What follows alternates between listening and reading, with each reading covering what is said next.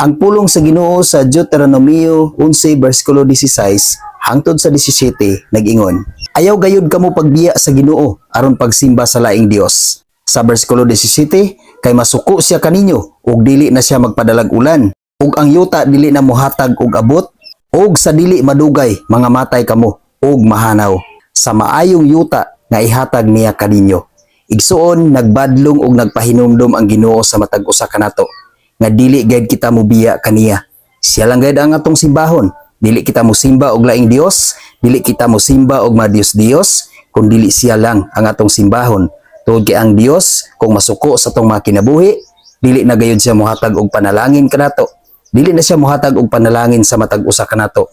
Dili na siya mohatag og maayong abot sa atong mga kinabuhi.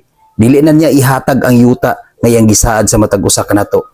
Nindot ra ba kayo ang yuta nga gisaad niya sa matag usa kanato igsoon kung kita mawala dinhi sa kalibutan tungod kay mao kana ang iyang gingharian. Dinhi sa yuta sa kalibutan nga atong gitagad karon mawala ra na. Example lang na sa mga panalangin nga gihatag sa Dios sa matag usa kanato nga atong nakita nga magmatinud-anon gid kita kanunay ngadto kaniya. Tungod kay mga example nga panalangin na nga atong nakita sa tong mata, apan ang pinakanindot nga yuta nga atong maangkon katong iyang yuta didto sa langit. Mao kana ang iyang ihatag sa matag usa kanato.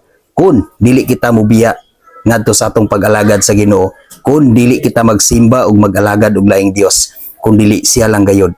Busa igsoon, sugod karon, ayaw gayud pagsimba og laing Dios gawas kaniya. Ayaw gayud pagpasidungog og laing Dios gawas kaniya.